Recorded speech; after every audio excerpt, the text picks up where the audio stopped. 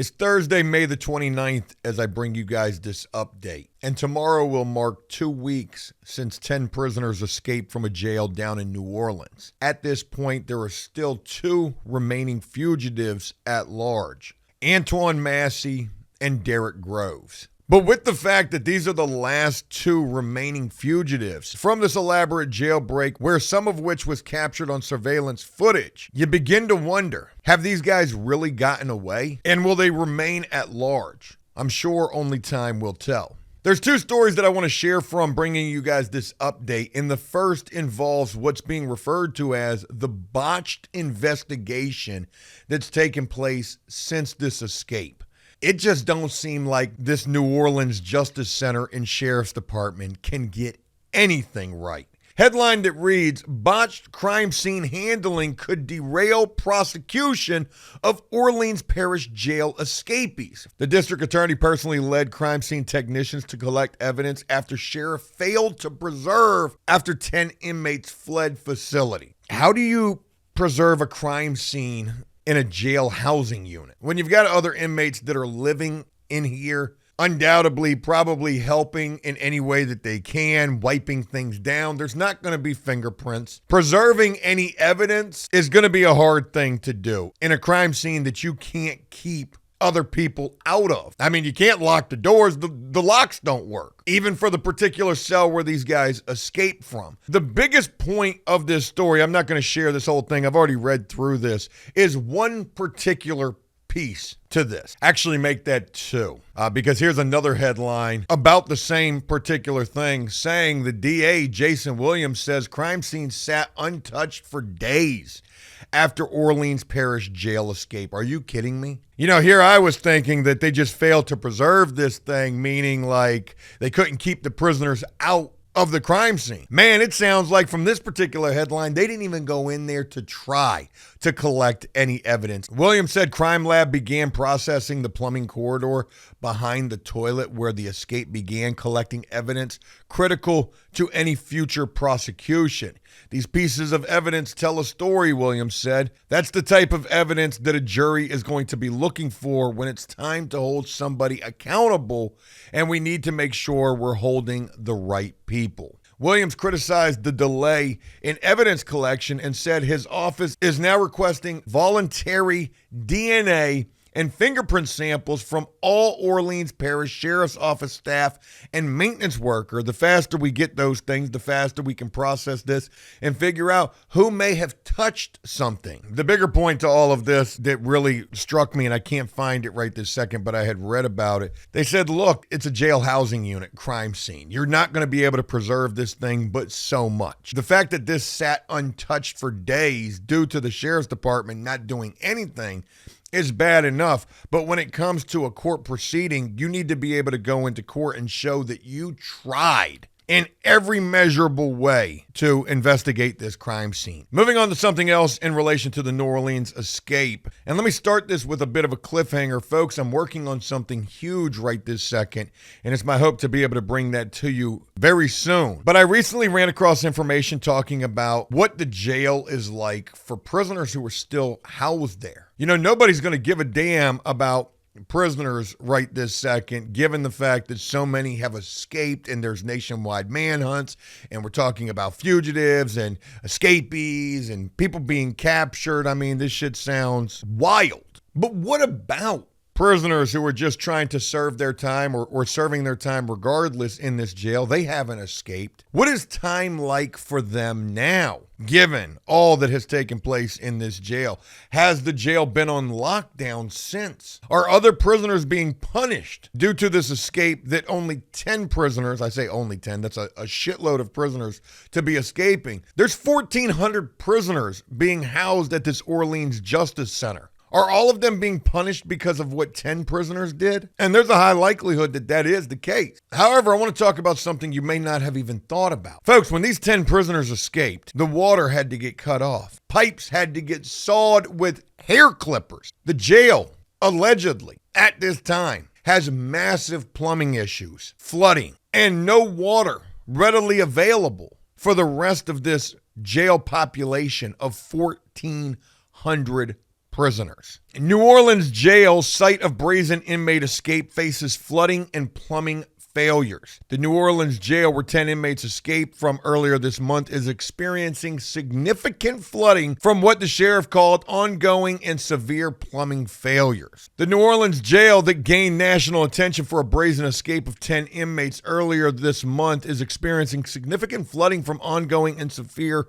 plumbing failures, the Orleans Parish Sheriff's Office says. Embattled Sheriff Susan Hudson and her deputies have portrayed the bold jailbreak, one of the largest in recent U.S. history, as the result of an ailing facility in dire need of repairs and improvements, such as replacing faulty locks. State and local officials have generally disputed Hudson's characterization of the $150 million state-of-the-art facility built in 2015 and blamed the sheriff's leadership since taking office in 2022. The jail system has been under the oversight of a federal judge and the U.S. Justice Department since 2013. This embattled sheriff, Susan Hudson, under so much scrutiny right now for this jailbreak taking place on her watch. Just to play devil's advocate a bit here, and not to seem like I'm trying to side with this sheriff, but if you've been yelling out to anybody that would listen about the issues in this jail involving the plumbing, involving the locks, and nobody's listening, maybe that really should be taken into consideration here. And just because this facility was built in 2015, touting a reputation, allegedly state-of-the-art facility, $150 million state-of-the-art facility at that, we're talking about a facility that's 10 years old. If you don't have the money to fix the shit that there's issues with, it's going to be faulty. Now, granted, a lack of staff and staff not on doing their job, even manning the control room where the cameras are viewed at, that's a problem. But I've seen places that are built less than a year old fall apart. So it's not a far stretch to think that a 10-year-old facility could be crumbling. Shit ain't built the same anymore. And even though we're talking about a $150 million state-of-the-art facility, just because you spent all that money doesn't necessarily mean you're getting what you paid for. These recurring plumbing issues highlight a much deeper infrastructure crisis at the Orleans Justice Center, rooted in years of deferred maintenance, chronic overcrowding, and a lack of meaningful investment, Hudson said in a statement Wednesday. This is not just a facilities problem, it's a public safety issue, and most of all, a human dignity issue. The sheriff's office renewed calls this week for immediate and sustained infrastructure investment, saying jail flooding and other issues were both foreseeable and preventable. It said it requires at least $13 million in urgent fixes, and that requests for help have been made repeatedly to city officials. But New Orleans City Council members questioned management of the jail last week during a tense meeting and argued the sheriff's office requires greater transparency and accountability. The city's chief administrative officer also noted the department has received a larger proportionate increase in funding since 2019 than any other public safety agency in the city. Oh shit, you're getting money. What are you doing with it? Over the weekend, in a seemingly unrelated incident, the jail received emergency repairs as water pooled and the facility remains forced to rely on an external water supply. As of Wednesday, the sheriff's office said, folks, it is Thursday, and they're relying on an external water supply. What are we even talking about here? I've heard reports that there's no water in this facility. Inmates can't take showers, can't flush toilets. What are they drinking? It's just kind of crazy to think that the brunt of the population in this jail is being punished for the actions of only 10. That's all that I've got in relation to the New Orleans jail escape. And again, 2 fugitives still remain at large. When will they be apprehended? Will they be apprehended?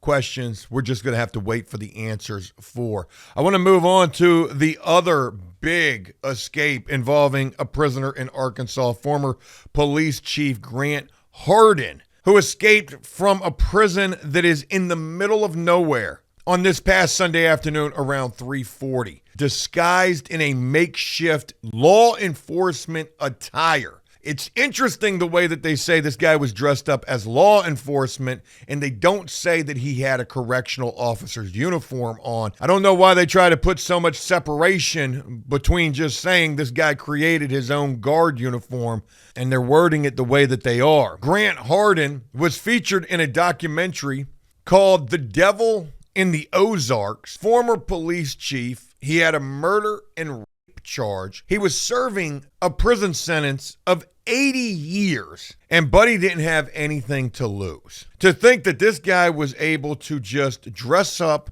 cosplay a prison guard, and walk right out through the Sally Port, the front gate of this facility, is absolutely insane to think about. When you look at the picture, the one surveillance still shot that they've shared with the media, you can see this guy pulling a cart. It looks like there's something on the cart, but one of the things there looks to be some sort of a box. I'm wondering if those are his supplies that he's going to need to get away. I also hadn't heard anything in relation to how long it was before the facility realized this guy was missing. Up until now, I just recently read that it was only, allegedly, 15 to 20 minutes before they realized this guy was gone. Now, when I hear that, I immediately think he had to have a vehicle waiting outside of the gates. There's no way. With as remote of a location as where this prison is located at, if this guy were to just walk out through the front gates and then just try to hightail and book it through what is being referred to as rugged terrain, there's just no way you're getting away. The blockade, the perimeter that they are going to establish around this facility, that net is going to tighten. You know, they're going to catch this guy. But they also mentioned that it was bad weather during this time. Rain has kind of washed away the trail that maybe a dog would be able to pick up the scent of. It is believed, as we're getting ready to hear in the story I'm about to share with you guys, that this guy is still in the area. That's wild. If you went through all of this to get out and you didn't have a ride waiting on you, buddy, what the hell? Arkansas Department of Correction gives Wednesday update on Izard County escapee. I'm guessing Izard County is where this prison is located at. A Wednesday news conference by the Arkansas Department of Corrections gave an update on the escapee from Izard County's North Central Unit Prison. DOC Communications Director Rand Champion said that law enforcement has been working around the clock to track escapee Grant Hardin. Champion said searchers are focusing on the immediate area around the prison and will continue to do so until evidence shows he's no longer in the area. Hearing something like that makes me believe that they have evidence that he's still in the area. But they're saying they don't have any evidence that he's not still in the area. I'm having a hard, like, what evidence would you have? If there was a car waiting for this guy down the road, what do you think you're going to have? Like some burnout marks of this guy driving off into the sunset? Hardin escaped on Sunday night by walking through the unit's main security entrance. He didn't even walk out the side door, the back door. Buddy walked right out through the front effing gate. You know, at least in New Orleans. Not trying to compare apples to oranges here, but at least in New Orleans, I mean, they had to remove the sink and toilet just like they did in that TV show Prison Break. Use a pair of hair trimmers for undoubtedly 3 to 6 months trying to cut through a wall. This guy, he just walked right out the front gate. Hey, yo, roll them. Hey, roll them gates for me. I'm clocking out for the day. Matter of fact, for the last time. One of the investigations currently underway is how Hardin was able to fabricate what he was wearing, Champion said. I got to imagine, though, that he was probably able, some kind of a way, to at least snatch and steal one piece that was needed. But maybe not. Maybe he made everything himself. Late night sitting in a cell, sewing, needle and thread, using coffee to dye white t-shirts black.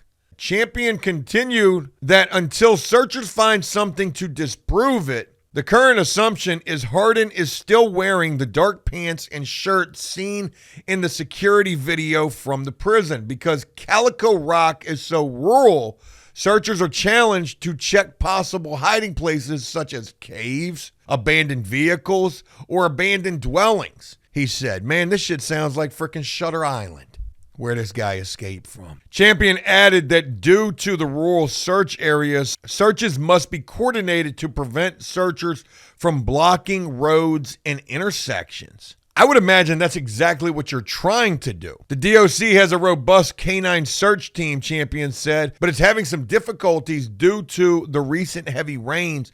Accompanying low clouds are also slowing the use of drones and helicopters for aerial searches, he said.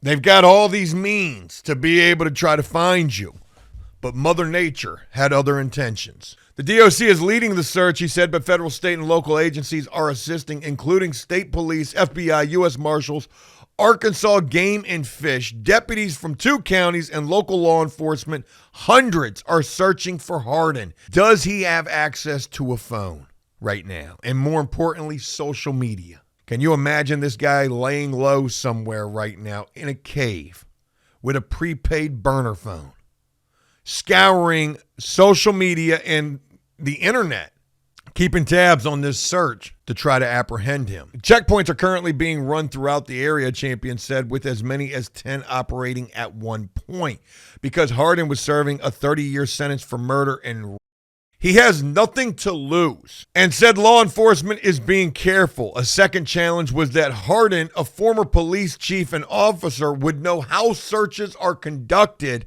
and would better understand how to evade, he said. The DOC continues to say that anyone who spots or has a tip on Hardin should call 911 and not approach him. Folks, unbelievable amount of escape stuff taking place right now.